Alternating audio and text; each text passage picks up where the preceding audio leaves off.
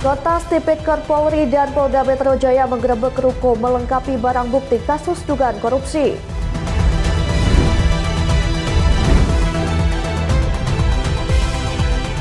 Presiden Prabowo meluncurkan program mandatori biodiesel B50 menandai langkah baru ketahanan energi nasional.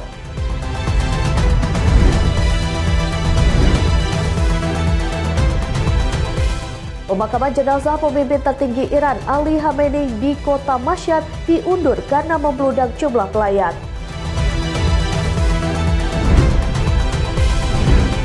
Halo pemirsa Asia Berita Nasional TV, senang sekali Berita Nasional Petang kembali hadir menyapa Anda. Selain 3 berita utama tadi, akan ada informasi lainnya yang akan kami sajikan untuk Anda.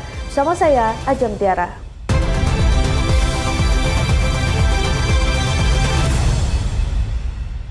Kita awali dengan informasi yang pertama, pemirsa. Tim Gabungan Korps Tindak Pidana Korupsi Polri dan Polda Metro Jaya menggeledah sebuah ruko di Jalan Asem 2, Cipete Selatan, Cilandak, Jakarta Selatan hari ini.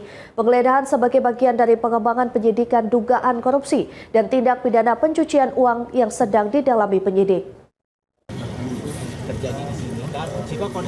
Puluhan personil Gabungan Korps Tindak Pidana Korupsi atau Kortas Tipikor Polri bersama dengan penyidik Direktorat Reserse Kriminal Khusus Polda Metro Jaya menggeledah sebuah ruko di Jalan Asem 2, Cipete Selatan, Cilandak, Jakarta Selatan pada Kamis malam 9 Juli 2026 hingga Jumat dini hari 10 Juli 2026. Penggeledahan dikawal ketat oleh personil Brimob. Dalam proses penggeledahan, petugas menggunakan tangga melepaskan perangkat kamera pengintai CCTV yang terpasang di atas pintu masuk ruko. Rekaman CCTV diduga akan menjadi bagian dari barang bukti yang akan diperiksa penyidik untuk menelusuri aktivitas di lokasi tersebut. Selain menyita kamera pengintai CCTV, penyidik juga membawa keluar sejumlah dokumen, perangkat komputer, serta barang bukti elektronik lain dari dalam ruko. Berdasarkan keterangan kepolisian, lokasi ini merupakan titik ke-13 yang digeledah dalam rangkaian pengusutan kasus yang sedang berjalan. Polisi menyebut penggeledahan merupakan bagian dari pengembangan penyidikan 3 perkara korupsi yang ditangani secara bersamaan.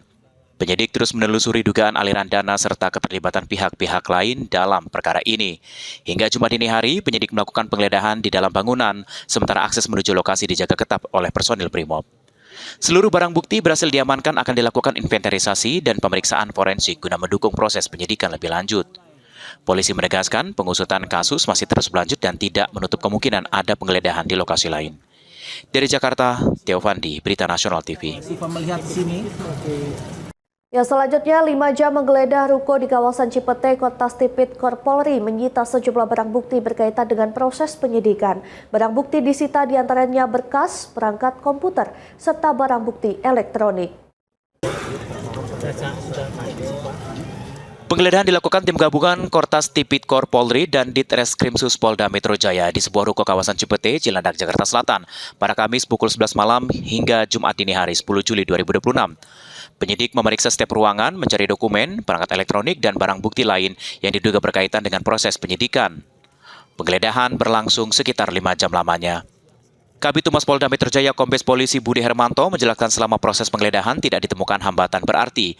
Petugas sempat melakukan buka paksa di salah satu pintu ruko yang terkunci menggunakan alat gerinda karena dipasang rantai.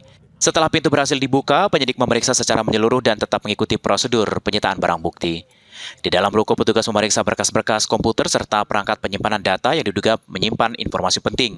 Sebelumnya penyidik menyita perangkat CCTV di bagian depan bangunan untuk mendalami aktivitas di lokasi. Nantinya seluruh barang bukti akan diperiksa secara digital forensik. Polisi menyebut penggeledahan ini merupakan bagian dari pengembangan penyidikan 3 perkara, yaitu dugaan korupsi PT Asabri dan Jiwasraya, dugaan korupsi pasokan batu bara dan PT PLN berkaitan dengan peristiwa blackout, serta dugaan tindak pidana pencucian uang dalam penyelesaian utang PT CBS kepada PT KNI. Lokasi ini merupakan salah satu dari rangkaian titik penggeledahan yang dilakukan penyidik untuk mengumpulkan alat bukti tambahan. Kan kami sampaikan penggeledahan di titik yang ke-13 malam hari ini merupakan rangkaian dari kegiatan penyidikan yang sebelum-sebelumnya. Kita saksikan bersama-sama masih dilaksanakan proses penggeledahan di salah satu ruko. Ini kaitan tentang dugaan tindak pidana korupsi yang ditangani oleh joint investigasi dari Kortas Tipikor dan Polda Metro Jaya. Kita masih melihat proses penggeledahan masih berjalan dan hari hasil pemeriksaan keterangan saksi maupun gelar perkara artinya masih ada perkembangan ke beberapa titik-titik lainnya Nah, mungkin kami akan mengupdate kepada teman-teman sekalian setiap kegiatan-kegiatan yang dilaksanakan sehingga ini secara transparan. Selain melakukan penggeledahan, penyidik juga memintai keterangan sejumlah saksi yang berada di lokasi untuk mendalami kepemilikan dokumen dan perangkat yang ditemukan. Theo Fandi, Berita Nasional TV. Dan sini udah dicopot kembali lagi. Ya pemirsa, tim gabungan Korps Pemberantasan Tindak Pidana Korupsi Polri dan Polda Metro Jaya membawa 2 saksi ke dalam ruko di Jalan Asem 2 Cipete, Cilandak, Jakarta Selatan. Kedua saksi mendampingi proses penggeledahan. Dengan menggunakan satu kendaraan, tim gabungan dari Kortas Tipikor Polri, Ditreskrimsus dan Subdit Jatanras Polda Metro Jaya membawa 2 saksi ke dalam ruko yang sedang digeledah di Jalan Cipete, Cilandak, Jakarta Selatan pada Jumat dini hari 10 Juli 2026. Kedua saksi dikawal ketat memasuki bangunan mendampingi proses penggeledahan sesuai dengan prosedur penyidikan. Hingga Jumat siang, penyidik belum menjelaskan identitas maupun peran kedua saksi dalam perkara yang sedang diselidiki. Keterangan mereka diduga diperlukan untuk membantu penyidik menelusuri dokumen dan barang bukti yang ditemukan di lokasi. Penggeledahan di ruko Cipete merupakan lokasi ke-13 yang didatangi penyidik dalam rangkaian pengembangan penyidikan. Sebelumnya petugas menyita sejumlah dokumen, perangkat komputer, serta kamera CCTV yang terpasang di bagian depan bangunan untuk keperluan pemeriksaan forensik digital. Sejak Kamis malam hingga Jumat dini hari, penyidik terus menelusuri setiap ruangan ruko untuk mencari dokumen, data elektronik, dan barang bukti lain yang diduga berkaitan dengan penyidikan. Aksi menuju lokasi tetap dijaga ketat personil BRIMOB guna menjaga kelancaran proses penggeledahan. Penggeledahan ini merupakan bagian dari pengembangan penyidikan dugaan korupsi berkaitan dengan pengelolaan dana Asabri, perkara pasokan batu bara, serta dugaan tindak pidana pencucian uang yang berhubungan dengan penyelesaian utang PT Krakatau Steel melalui anak usahanya. Theo Fandi, Berita Nasional TV. Kabar berikutnya, 3 unit bus Polri dikerahkan mengangkut ratusan personil menggeledah ruko di kawasan Cipete, Jakarta Selatan. Penggeledahan ini merupakan rangkaian dari penyidikan dugaan korupsi sejumlah perkara yang ditangani Kejaksaan Agung. Tim Gabungan Korps Pemberantasan Tindak Pidana Korupsi atau Kortas Tipikor Polri bersama dengan Polda Metro Jaya mengusut kasus dugaan korupsi dan tindak pidana pencucian uang atau TTPU berskala besar. Pada Kamis malam 9 Juli 2026, penyidik mengerahkan 3 bus dan 1 mobil Inavis tiba di Jalan Asem 2, Cipete, Cilandak, Jakarta Selatan. Penyidik dikawal ketat personil BRIMOB menuju area belakang menampung sejumlah ruko dan menyasar satu ruko di bagian ujung. Selanjutnya penyidik masuk ke dalam ruko dan menggeledah isinya. Penyisiran mencari barang bukti terkait kasus dugaan korupsi dan TPPU yang melibatkan Jampitsus Kejaksaan Agung. Penggeledahan ini merupakan rangkaian dari penyidikan terhadap dugaan korupsi pada sejumlah perkara, yakni kasus batu bara PLTU, PT Asabri hingga PT Krakatau Steel. Hingga Jumat dini hari 10 Juli 2026, penyidik menggeledah ruko selain menyisir isi ruko dan memeriksa keterangan sejumlah saksi yang berada di lokasi. Sebelumnya pada Rabu, 8 Juli 2026, tim gabungan menyisir 12 lokasi di Jabodetabek, mulai dari kantor perusahaan di Cengkareng dan Jakarta Pusat hingga rumah mewah di Serpong, Kuningan, dan Sentul, Bogor, Jawa Barat. Dalam penggeledahan di Cafe The Clan, Signature, dan Coin Money Changer di kawasan Cipete, Jakarta Selatan, penyidik juga menyita uang senilai 67,2 miliar rupiah yang disembunyikan di dalam berangkas tersembunyi. Dari total rangkaian penyidikan sebelumnya, Polri mengamankan barang bukti berupa 74 kg emas batangan serta uang tunai dalam berbagai mata uang asing dengan total nilai fantastis yang diduga berkaitan dengan praktik suap dan gratifikasi. Theo Fandi, Berita Nasional TV. Ya pemirsa, Jaksa Agung Muda Tindak Pidana Khusus Kejaksaan Agung Febri Adriansyah menegaskan pihaknya tetap menjalankan seluruh tugas penegakan hukum secara normal di tengah berkembangnya penyidikan Polri terhadap 3 dugaan kasus korupsi. Febri membantah memiliki keterkaitan dengan penggeledahan ruko di kawasan Cipete.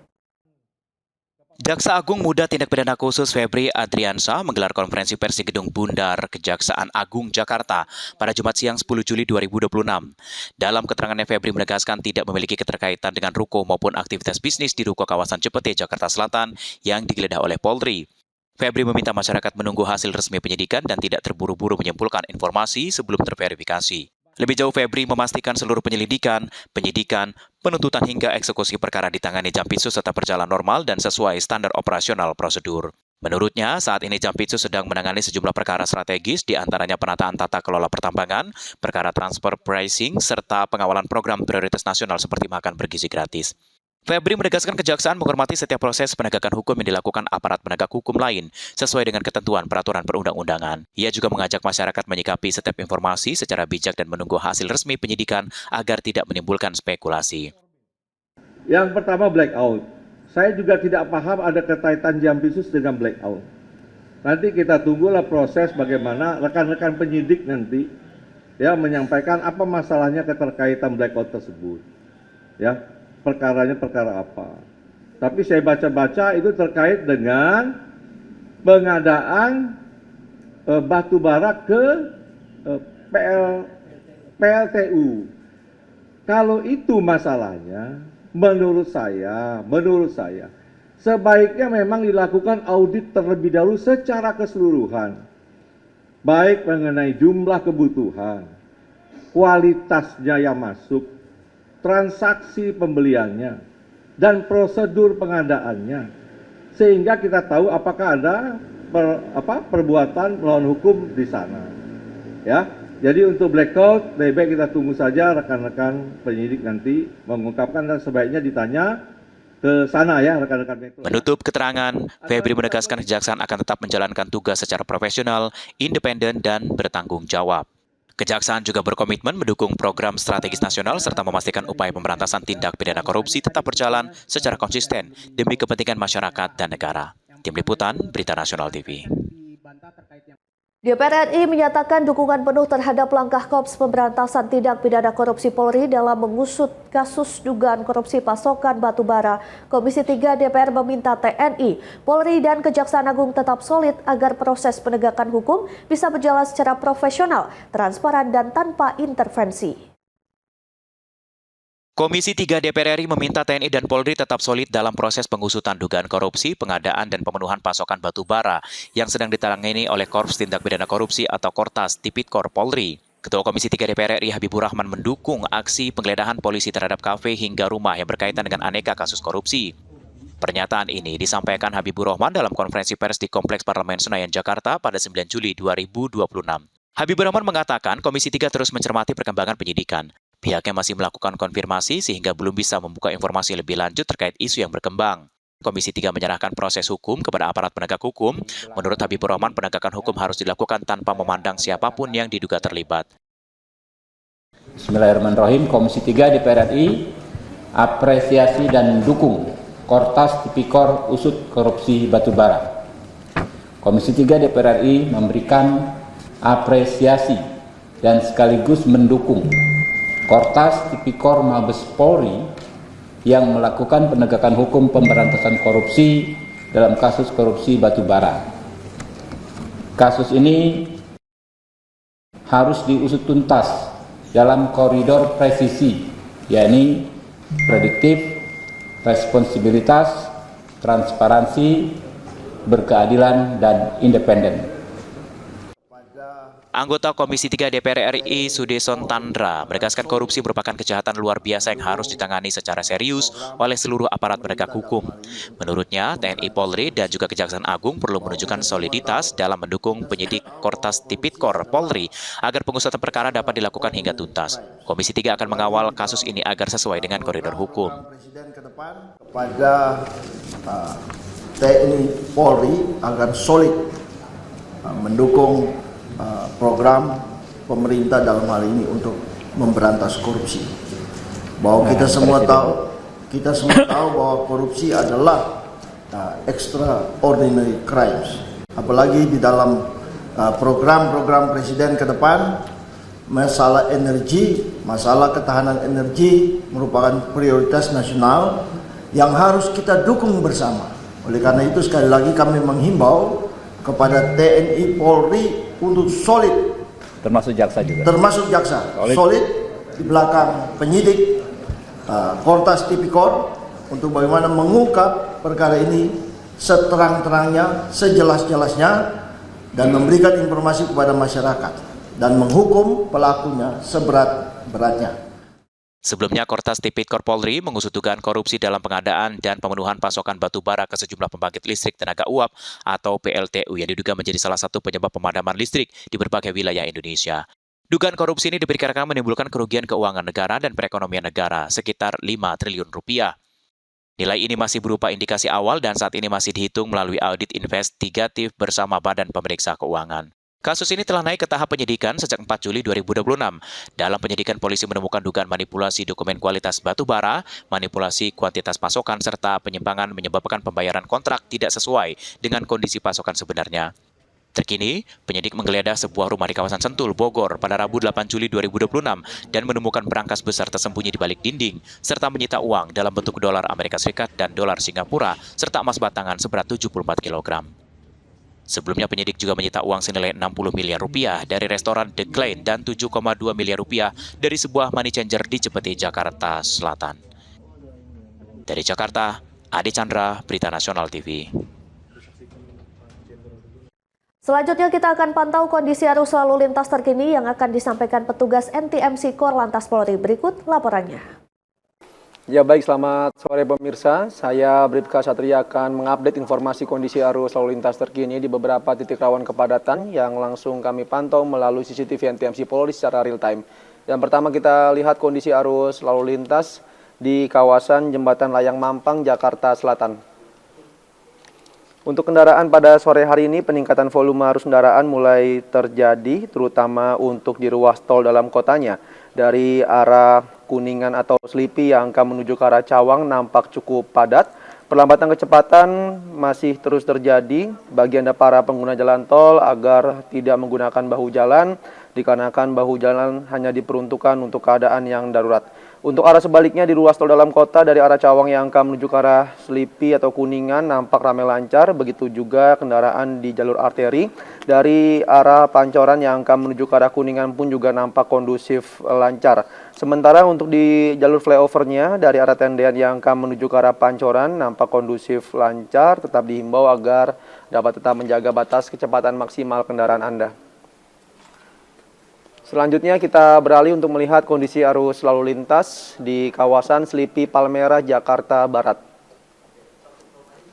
Untuk kendaraan dari arah Semanggi yang akan menuju ke arah Grogol, Petamburan maupun Pejompongan nampak cukup ramai namun tetap terbilang lancar. Antrian kendaraan hanya terjadi menjelang traffic light, selepasnya lalu lintas dapat kembali lancar. Namun lain halnya untuk di ruas tol dalam kotanya dari arah Cawang yang akan menuju ke arah Grogol maupun sebaliknya nampak cukup padat pada sore hari ini yang memang didominasi oleh truk muatan barang agar para pengendara dapat tetap menjaga jarak aman kendaraan Anda dengan kendaraan lainnya. Selanjutnya kita beralih untuk melihat kondisi arus lalu lintas di kawasan exit tol Bekasi Barat. Untuk kendaraan yang keluar dari gerbang tol Bekasi Barat yang akan menuju ke arah Pekayon nampak cukup ramai, cenderung padat di sana. Sementara untuk yang akan mengarah ke arah Kalimalang maupun Jalan Ahmad Yani nampak relatif lancar. Sama halnya kepadatan pun juga terjadi. Kendaraan dari arah Pekayon yang akan menuju ke arah Kalimalang ataupun Jalan Ahmad Yani juga nampak cukup ramai, cenderung padat. Kecepatan kendaraan hanya dapat dipacu berkisar 20 hingga 30 km per jam. Kami himbau kepada Anda para pengendara agar dapat tetap ikuti arahan petugas kami yang berada di lapangan. Dan yang terakhir, kita keluar dari ibu kota Jakarta untuk melihat kondisi arus lalu lintas di kawasan Simpang Kentungan, Kaliurang, Yogyakarta. Untuk lalu lintas secara umum nampak ramai lancar, baik untuk kendaraan dari arah kota Jogja atau UGM yang akan menuju ke arah Kaliurang ataupun Pakem, maupun sebaliknya nampak adanya antrian kendaraan namun hanya 2 hingga 3 kendaraan ke belakang, selepasnya lalu lintas dapat kembali normal. Sementara sama halnya untuk kendaraan dari arah Makuharjo atau Solo yang akan menuju ke arah Jombor maupun sebaliknya pun juga demikian nampak relatif normal, belum ada lonjakan arus kendaraan yang signifikan yang terjadi, namun tetap dihimbau bagi Anda para pengendara agar dapat tetap berhenti di belakang garis stop mengingat di sana terdapat hak para penyeberang jalan. Ya baik pemirsa, kami dari kepolisian tidak bosan-bosan menghimbau kepada seluruh elemen masyarakat agar dapat selalu meningkatkan kesadaran diri akan pentingnya tertib berlalu lintas dimanapun Anda berada, dikarenakan keselamatan berlalu lintas bukan hanya tugas ataupun tanggung jawab kami selaku petugas, namun merupakan tanggung jawab kita bersama.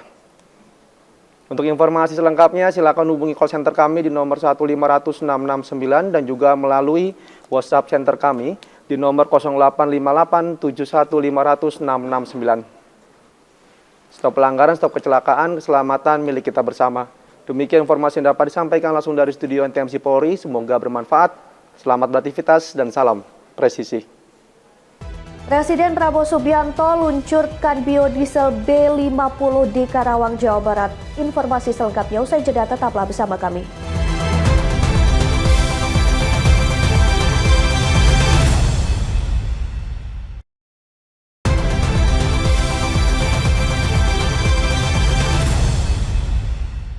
Anda kembali menyaksikan berita nasional petang. Pemirsa, Presiden Prabowo Subianto meluncurkan program mandatori biodiesel B50 di Karawang, Jawa Barat. Peluncuran ini menandai langkah baru pemerintah memperkuat kemandirian dan ketahanan energi nasional, sekaligus menjadikan Indonesia negara pertama di dunia yang menerapkan mandatori biodiesel B50. Presiden Republik Indonesia Prabowo Subianto meluncurkan biodiesel B50 bertajuk Langkah Nyata untuk Kemandirian dan Ketahanan Energi Nasional di Res Area Kilometer 57, Kabupaten Karawang, Jawa Barat pada Kamis 9 Juli 2026.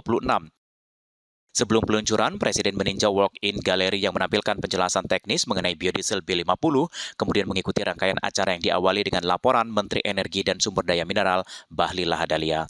Dalam laporannya, Menteri ESDM Bahlil Lahadalia menyatakan program biodiesel B50 menjadi langkah strategis pemerintah untuk mewujudkan kedaulatan energi sesuai dengan asta-cita Presiden Prabowo Subianto. Bahlil menyebut implementasi B50 berhasil mengakhiri ketergantungan Indonesia terhadap impor solar sebelumnya mencapai 3 hingga 4 juta kiloliter per tahun. Dalam sambutannya, Presiden Prabowo menegaskan Indonesia resmi menjadi negara pertama dunia yang menerapkan mandatori biodiesel B50. Menurut Presiden, pencapaian tersebut menunjukkan kemampuan Indonesia memanfaatkan kekayaan alam untuk kepentingan rakyat sekaligus menjadi tonggak penting menuju kemandirian dan ketahanan energi nasional. Dengan diluncurkan program ini, Indonesia resmi menjadi negara pertama di dunia yang menerapkan mandatori biodiesel B50.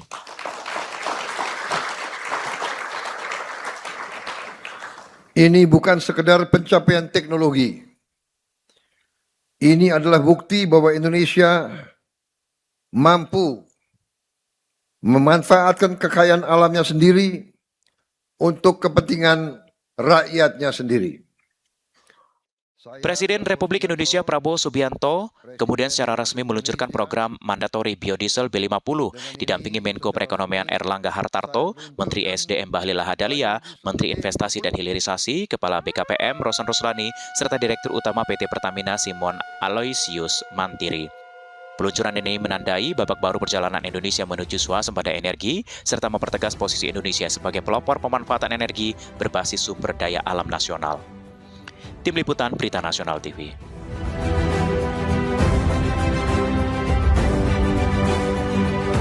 Hadirin sekalian, Presiden Prabowo Subianto menegaskan implementasi biodiesel B50 menjadikan Indonesia sebagai salah satu negara terdepan dalam upaya pengurangan emisi karbon dunia. Menurut Presiden, capaian ini sekaligus memperkuat posisi Indonesia dalam transisi menuju energi bersih dan ketahanan energi nasional. Presiden Republik Indonesia Prabowo Subianto menyebut implementasi biodiesel B50 telah berhasil menurunkan emisi sebesar 44 juta ton karbon dioksida atau CO2 ekuivalen. Hal ini disampaikan Presiden saat meluncurkan biodiesel B50 bertajuk Langkah Nyata untuk Kemandirian dan Ketahanan Energi Nasional di Res Area Kilometer 57 Karawang, Jawa Barat pada Kamis 9 Juli 2026. Menurut Presiden, capaian tersebut menempatkan Indonesia sebagai salah satu negara yang memimpin upaya pengurangan emisi karbon di dunia. Presiden menilai keberhasilan program B50 membuat Indonesia semakin diperhitungkan oleh berbagai negara. Presiden mengatakan dunia kini mulai memberikan perhatian terhadap keberhasilan Indonesia dalam menjaga stabilitas energi termasuk kebijakan pemerintah yang tidak menaikkan harga bahan bakar minyak bagi masyarakat kecil. Presiden Prabowo juga mengajak seluruh elemen bangsa untuk lebih percaya diri dan menghargai berbagai prestasi nasional. Menurut Presiden, keberhasilan program B50 menjadi landasan bagi langkah pemerintah dalam mempercepat transisi menuju energi bersih, termasuk rencana pengembangan pembangkit listrik tenaga surya berkapasitas 100 gigawatt dalam 2 tahun ke depan. Kita dibicarakan di dunia, saya juga kita dibicarakan apa? Kita leading dalam apa? Dalam mengurangi emisi karbon. Kita leading. Mereka tahu kita punya program B50. Tadi berapa emisi kita hemat? 400 berapa? 44 juta. Apa itu? Ton karbon dioksida ekuivalen. 44 juta. Presiden menegaskan setiap terobosan besar akan selalu menghadapi tantangan dan juga keraguan. Meski demikian, Presiden menekankan pemerintah akan terus bekerja mencari solusi bagi masyarakat, melanjutkan kebijakan strategis serta berkesinambungan, serta memastikan setiap langkah yang diambil memberikan manfaat nyata bagi bangsa dan rakyat. Tim Liputan Berita Nasional TV. 100 gigawatt. Ya pemirsa, Presiden Prabowo Subianto menegaskan peluncuran biodiesel B50 memberikan dampak nyata bagi perekonomian nasional. Selain memperkuat kemandirian energi, program ini diklaim mampu menghemat devisa negara hingga 170 triliun rupiah. Presiden Republik Indonesia Prabowo Subianto menegaskan peluncuran biodiesel B50 menjadi tonggak penting dalam upaya mewujudkan kemandirian energi nasional. Saat meresmikan peluncuran biodiesel B50 di rest area kilometer 57 Karawang pada Kamis 9 Juli 2026, Presiden menyatakan program tersebut mampu menghemat devisa negara hingga 170 triliun rupiah atau setara dengan 10 miliar dolar Amerika Serikat. Presiden juga mengungkapkan optimisme terhadap masa depan Indonesia dengan menyebut adanya temuan cadangan emas dan berbagai mineral dalam jumlah besar di pegunungan Papua. Hasil ekspedisi ilmiah yang melibatkan BRIN, sejumlah perguruan tinggi dan juga didukung oleh TNI. Menurut Presiden, potensi kekayaan alam tersebut harus diiringi dengan komitmen memberantas korupsi, penyelundupan narkotika, dan juga perjudian daring demi menjaga masa depan bangsa. Bayangkan kita sekarang sudah bisa menghemat devisa uang keluar 170 triliun. 10 miliar dolar kita hemat.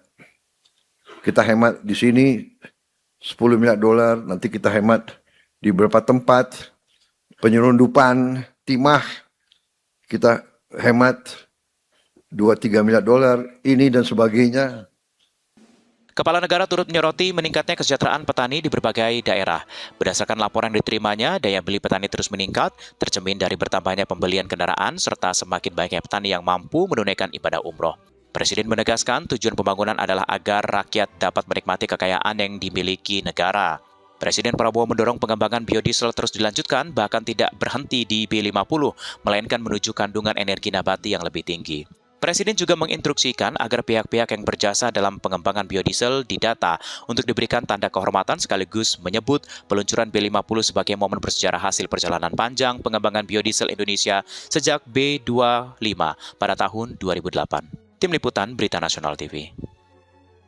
Pemirsa, Presiden Prabowo Subianto menegaskan kemandirian energi menjadi salah satu penentu kedaulatan bangsa. Peluncuran biodiesel B50 dikatakan menjadi langkah nyata untuk mengurangi ketergantungan Indonesia pada impor energi. Presiden Republik Indonesia Prabowo Subianto menegaskan kedaulatan suatu bangsa ditentukan oleh kemampuannya memenuhi kebutuhan strategis secara mandiri, khususnya di bidang pangan, energi, dan air. Hal ini disampaikan Presiden saat meluncurkan biodiesel B50 bertajuk Langkah Nyata untuk Kemandirian dan Ketahanan Energi Nasional di rest area kilometer 57 Karawang, Jawa Barat pada Kamis 9 Juli 2026.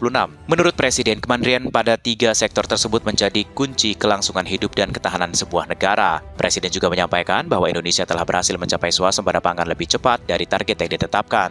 Presiden menyebut capaian tersebut sebagai bukti komitmen pemerintah dalam memperkuat ketahanan pangan nasional, sekaligus menegaskan bahwa swasembada pangan dan swasembada energi menjadi prioritas yang terus didorong sejak awal masa kepemimpinannya.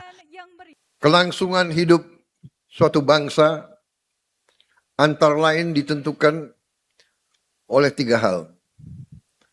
Pertama, mampukah bangsa itu menghasilkan pangannya untuk rakyat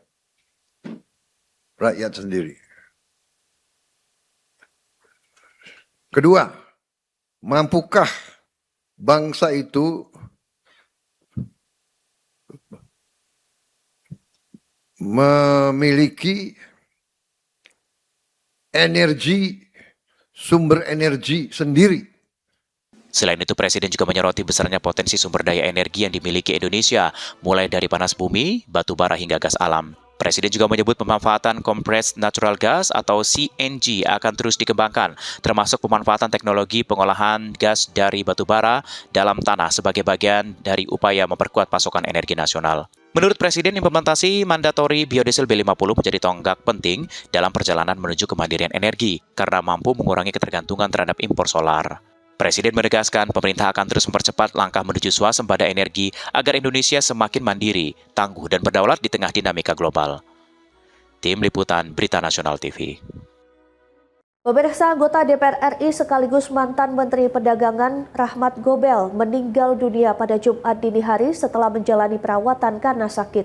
Kegiatan di rumah duka di kawasan Tebet, Jakarta Selatan dipenuhi pelayat dari kalangan keluarga, pejabat negara, dan tokoh nasional yang memberikan penghormatan terakhir.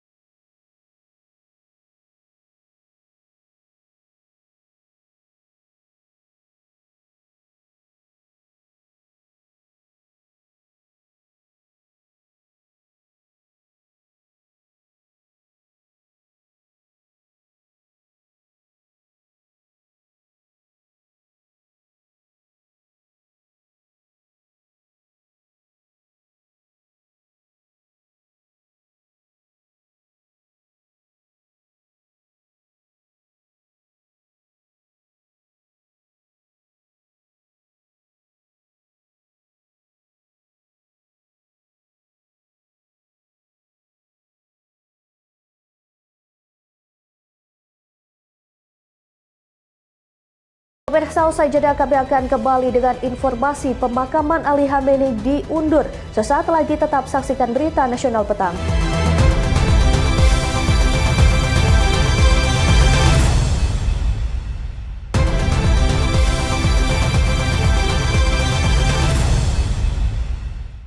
Terima kasih Anda masih bersama kami. Pemirsa, prosesi pemakaman mendiang pemimpin tertinggi Iran Ali Khamenei memasuki tahap puncak di kota Mashhad. Upacara digelar secara terbatas memicu spekulasi atas kemunculan perdana penerusnya Mojtaba Khamenei di tengah memanasnya situasi keamanan Iran.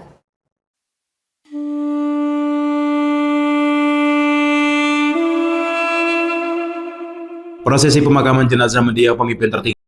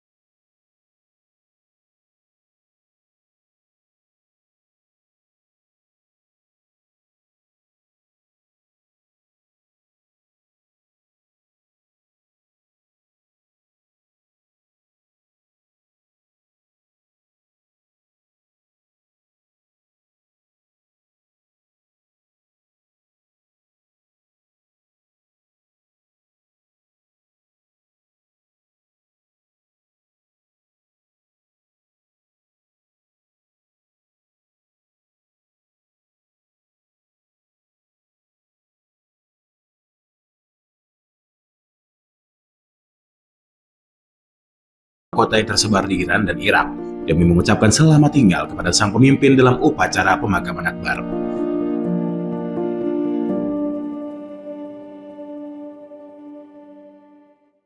Ya pemirsa, pemakaman jenazah mendiang pemimpin tertinggi Iran Ali Khamenei di kota Mashhad diundur. Membludaknya jumlah pelayat memadati rangkaian prosesi memaksa otoritas Iran mengubah jadwal upacara.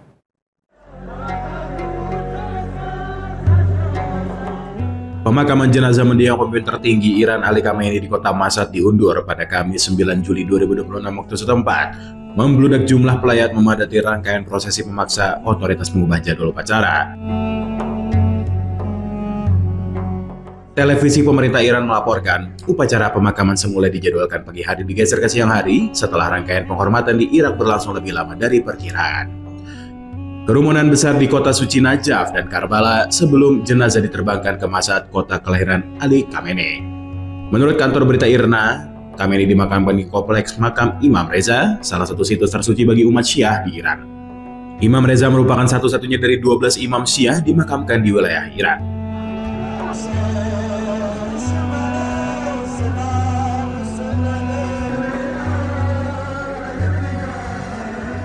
Kompleks makam Imam Reza juga menjadi tempat peristirahatan sejumlah tokoh penting sepanjang sejarah Iran, termasuk beberapa mantan Syah dan mantan Presiden Ibrahim Raisi. Rangkaian penghormatan terakhir digelar selama beberapa hari terakhir telah menarik jutaan pelayat di berbagai kota. Sebelum dimakamkan di Mashhad, jenazah Khamenei dibawa dari Teheran menuju kota Qom pada Selasa 7 Juli 2026, kemudian diteruskan ke kota-kota suci Najaf dan Karbala di Irak pada Rabu 8 Juli 2026, sebelum kembali ke Iran untuk dimakamkan. Semasa hidupnya, Khamenei menginginkan dimakamkan di Mashhad. Pemerintah Iran berharap prosesi ini menjadi simbol persatuan dan keteguhan negara di tengah ketegangan kawasan masih berlangsung. Kabar berikutnya, Amerika Serikat dan Iran kembali terlibat aksi saling gempur di tengah pelanggaran kesepakatan gencatan senjata. Serangan udara menghantam sejumlah titik di Provinsi Bushehr, Iran, dan memicu kecaman keras dari Teheran. Amerika Serikat dan Iran kembali terlibat aksi saling gempur di tengah runtuh kesepakatan gencatan senjata.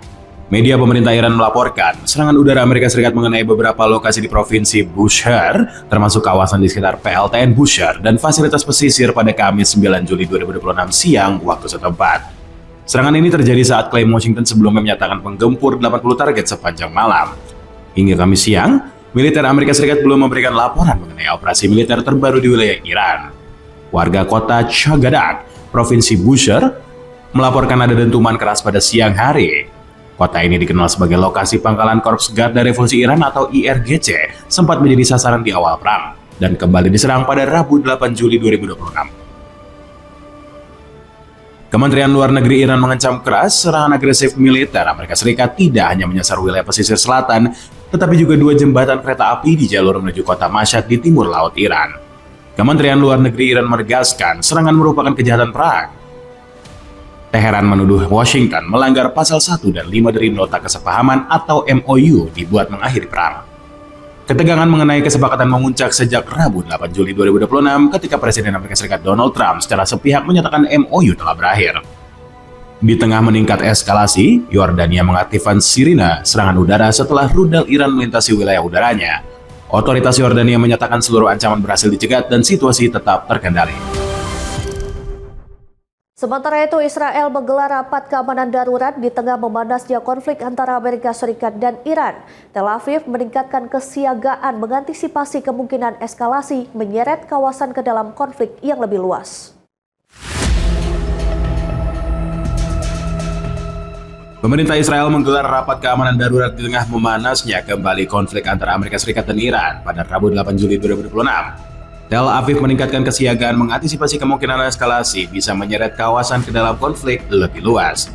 Perdana Menteri Benjamin Netanyahu dan Menteri Pertahanan Israel, Katz, membatalkan agenda publik mengikuti rapat keamanan darurat. Langkah ini diambil menyusul serangan balasan antara Amerika Serikat dan Iran, serta berakhirnya gencatan senjata menurut pernyataan Presiden Amerika Serikat Donald Trump. Pasukan pertahanan Israel meningkatkan kesiagaan menyiapkan berbagai skenario operasi dan berkoordinasi dengan Komando Pusat Amerika Serikat. Di sisi lain, pejabat Israel menilai tekanan ekonomi terhadap Iran perlu dipertahankan sebagai bagian dari strategi menghadapi Teheran. Sementara itu, Washington menegaskan kesiapannya melancarkan serangan baru apabila dipandang perlu. Eskalasi terbaru bermula ketika Iran menyerang 3 kapal melintasi Selat Hormuz melalui jalur tidak diakui Teheran. Sebagai balasan, Amerika Serikat melancarkan serangan terhadap lebih dari 80 sasaran di Iran pada malam harinya. Iran kemudian mengklaim menyerang lebih dari 85 target di Bahrain dan Kuwait. Teheran menyatakan 1 anggota Garda Revolusi Iran atau IRGC dan 2 orang lain tewas akibat serangan Amerika Serikat. Kantor berita pemerintah Kuwait melaporkan, militernya berhasil mencegat 2 rudal balistik dan 13 drone tanpa menimbulkan kerusakan. Iran menegaskan serangan terhadap kapal-kapal komersial hanya akan dihentikan jika kewenangan Teheran atas pengelolaan Selat Hormuz diakui. Dalam pernyataannya di sela-sela KTT NATO di Ankara pada Rabu 8 Juli 2026, Donald Trump mengatakan dirinya tidak lagi menganggap gencatan senjata dengan Iran masih berlaku. Donald Trump menyebut Amerika Serikat telah menghantam Iran sangat keras sebagai respons atas serangan terhadap kapal-kapal di Selat Hormuz. Ya pemirsa, jangan kemana-mana, usai jeda kami akan hadirkan informasi seputar Piala Dunia 2026. Tetaplah bersama kami.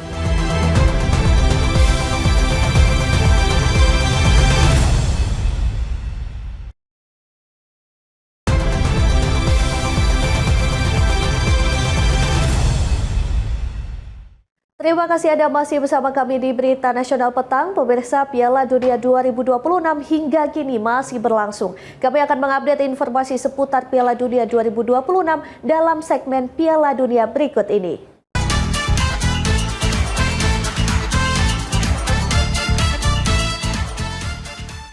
Ya pemirsa, Prancis menjadi tim pertama yang memastikan tiket ke semifinal Piala Dunia 2026 setelah menundukkan Maroko 2 gol tanpa balas di Stadion Boston. Les Bleus memecah kebuntuan di babak kedua dan menutup laga melalui gol Kylian Mbappe serta Ousmane Dembele.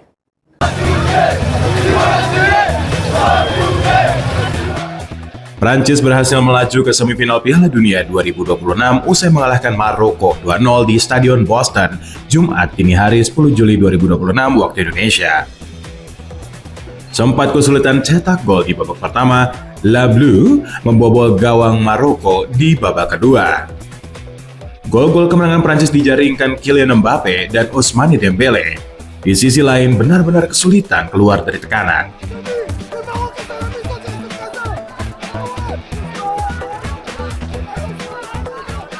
Tak ada satupun on target dihasilkan Singa Atlas hingga babak pertama berakhir tanpa gol.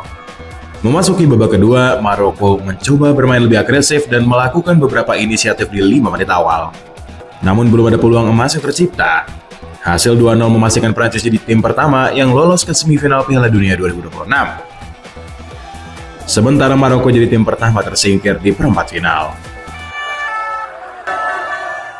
Informasi selanjutnya, Federasi Sepak Bola Mesir melayangkan protes resmi kepada FIFA setelah kekalahan dramatis dari Argentina di babak 16 besar Piala Dunia 2026. Mesir menilai terdapat ketidakkonsistenan keputusan wasit dan penggunaan VAR dalam laga tersebut. Federasi Sepak Bola Mesir melayangkan protes resmi kepada FIFA setelah kekalahan dramatis dari Argentina di babak 16 besar Piala Dunia 2026. Mesir sempat unggul 2 gol harus tersingkir setelah Argentina membalikkan keadaan menjadi 3-2. Federasi Sepak Bola Mesir mempertanyakan pembatalan gol Mostafa Ziko oleh Video Assistant Referee atau VAR serta absen tinjauan atas insiden melibatkan Mohamed Salah menjelang gol penentuan Argentina pada Rabu 8 Juli 2026. Menurut Federasi Sepak Bola Mesir, VAR tidak meninjau tackle seharusnya menghasilkan hadiah penalti bagi Mesir. Pelatih Hossam Hassan menyebut timnya dirugikan oleh keputusan pertandingan. Hossam Hassan menyatakan timnya telah dicurangi dan mengisyaratkan ada faktor eksternal membantu Argentina serta Lionel Messi tetap bertahan di turnamen. Kontroversi ini memicu perdebatan luas di kalangan penggemar dan menambah sorotan terhadap kepengurusan dan keprofesionalan perangkat pertandingan di ajang Piala Dunia. Para pengkritik juga menyoroti insiden saat Lionel Messi tidak mendapat kartu merah setelah melakukan pelanggaran terhadap Aissa Mandi dalam laga Argentina melawan Aljazair. Insiden ini dibandingkan dengan kasus penyerang Amerika Serikat Folarin Balogun sempat menerima kartu merah sebelum kemudian keputusan tersebut dibatalkan setelah ada intervensi Presiden Amerika Serikat Donald Trump. Kontroversi juga berkembang setelah beredarnya video Presiden FIFA Gianni Infantino memberi ucapan selamat kepada skuad Argentina selesai pertandingan melawan Tanjung Verde. Kritik terhadap FIFA juga muncul setelah Badan Sepak Bola Dunia ini menunjuk tim perangkat pertandingan yang seluruh anggotanya berasal dari Argentina untuk memimpin laga perempat final antara Perancis dan Maroko. Keputusan ini memicu reaksi dari sebagian supporter mengingat status Perancis dan Argentina sebagai kandidat juara serta rival dalam beberapa turnamen terakhir. Ya, sementara itu Wali Kota New York Zohran Mamdani menyelipkan dukungan untuk timnas Mesir saat meluncurkan program peningkatan layanan bus kota. Ia berkelakar layanan bus kota bisa menghemat waktu digunakan menonton tayangan ulang keputusan VAR saat pertandingan Mesir menghadapi Argentina. Menurut Mamdani, keputusan VAR merugikan Mesir. Pertandingan timnas Mesir menghadapi Argentina di laga 16 besar Piala Dunia turut disoroti Wali Kota New York Zohran Mamdani. Zohran Mamdani menyelipkan dukungan untuk timnas Mesir saat meluncurkan program peningkatan layanan bus kota.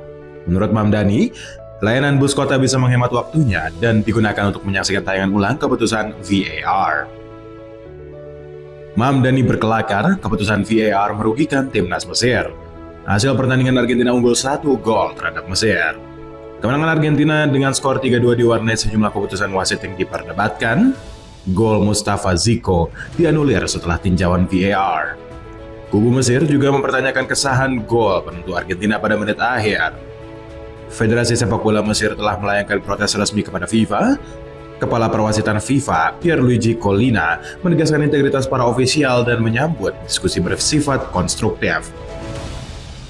Ya pemirsa, usai jeda kami masih akan hadirkan informasi seputar Piala Dunia 2026. Tetap saksikan Berita Nasional Petang.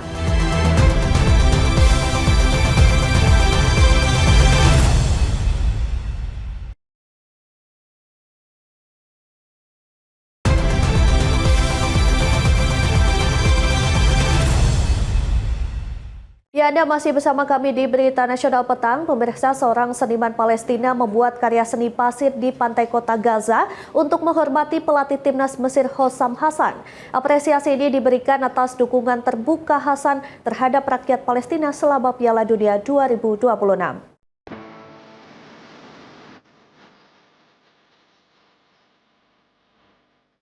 Seorang seniman Palestina membuat karya seni pasir di pantai kota Gaza menjadi sorotan. Karya buatan Muhammad Totah itu menampilkan nama dan potret pelatih timnas Mesir, Hossam Hassan, dilengkapi bendera Palestina dan Mesir.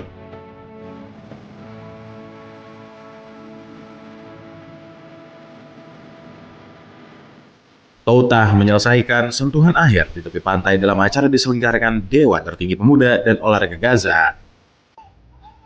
Menurutnya, tindakan Hassan mengibarkan bendera Palestina di Piala Dunia dan menyuarakan nasib warga Gaza mendudukan kembali perhatian dunia terhadap perjuangan Palestina.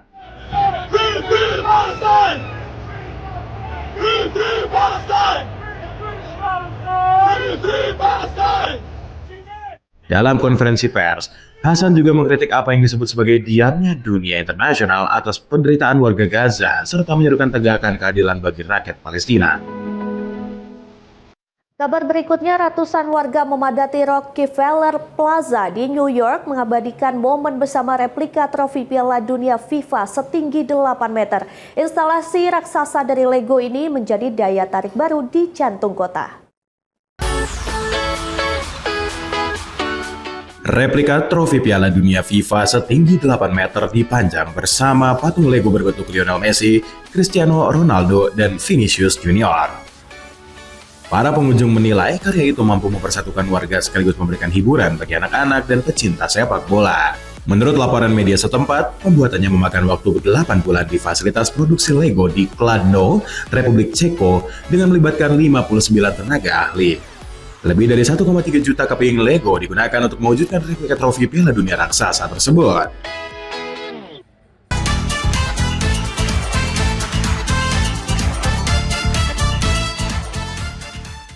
Ya, Kita beralih ke informasi lainnya. Pemirsa, kota Mekah di Arab Saudi merupakan salah satu kota paling bersejarah di dunia. Di tempat inilah agama Islam lahir dan berkembang hingga menjadi agama besar dunia. Mekah juga menjadi rumah bagi Masjidil Haram, masjid terbesar dan paling suci bagi umat Islam. Lalu bagaimana sejarah kota ini berkembang dan seperti apa kehidupan di sekitar Masjidil Haram saat ini? Berikut tayangannya untuk Anda.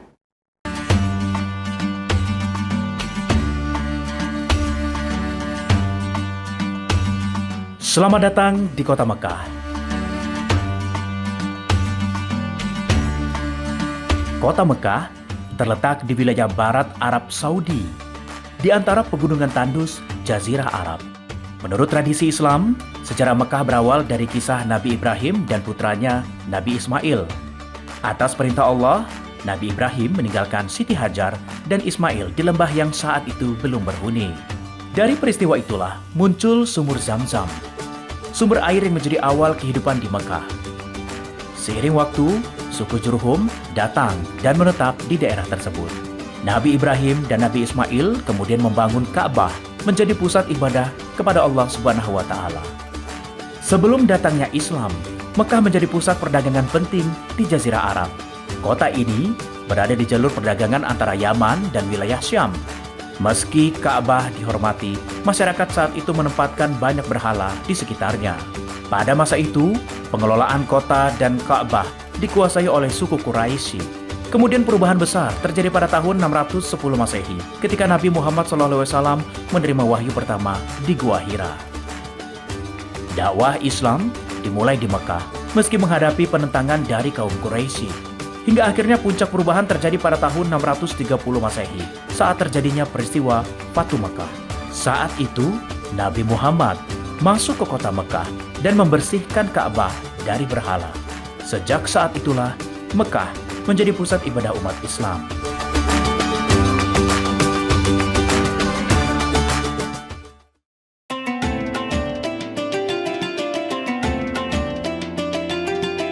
Masjidil Haram adalah masjid yang mengelilingi Ka'bah dan menjadi tempat paling suci dalam Islam.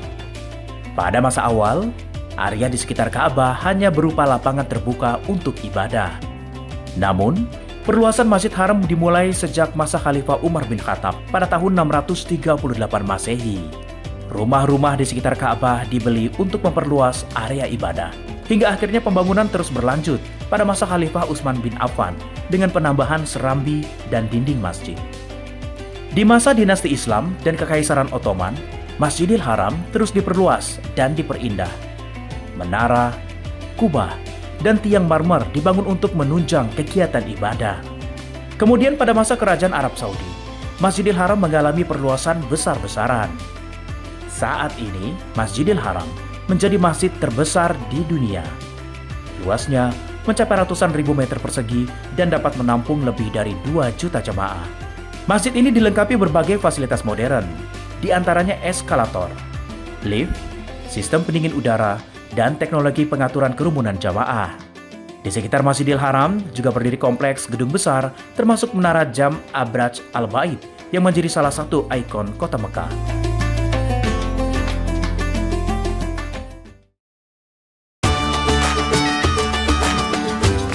Air Zam-Zam merupakan sumber air yang berada di dalam kompleks Masjidil Haram sekitar 20 meter dari Ka'bah.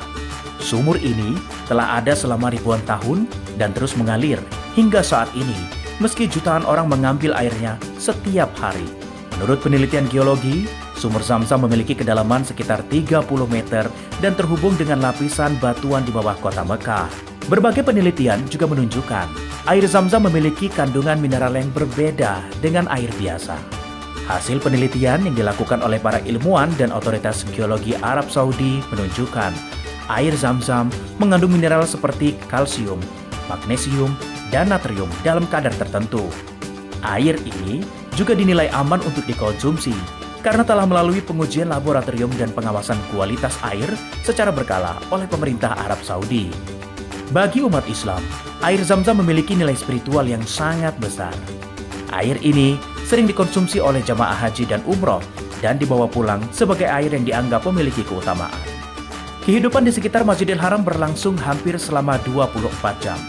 Jutaan jamaah dari berbagai negara datang untuk melaksanakan ibadah haji dan umroh. Di sekitar Masjidil Haram terdapat banyak hotel, restoran, dan pusat perbelanjaan. Kawasan ini menjadi pusat kegiatan ekonomi yang mendukung kebutuhan para jamaah. Berbagai bahasa dan budaya dari seluruh dunia bertemu di tempat ini, menjadikan Mekah sebagai salah satu kota paling internasional di dunia.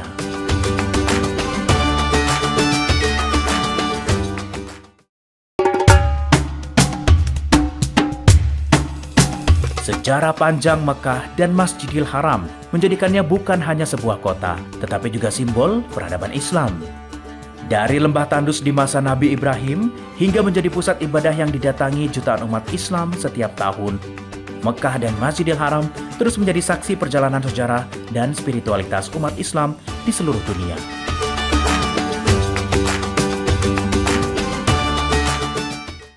Ya pemirsa, demikian berita nasional petang telah menemani Anda. Jangan lupa saksikan berita nasional malam pada pukul 21.00 waktu Indonesia Barat.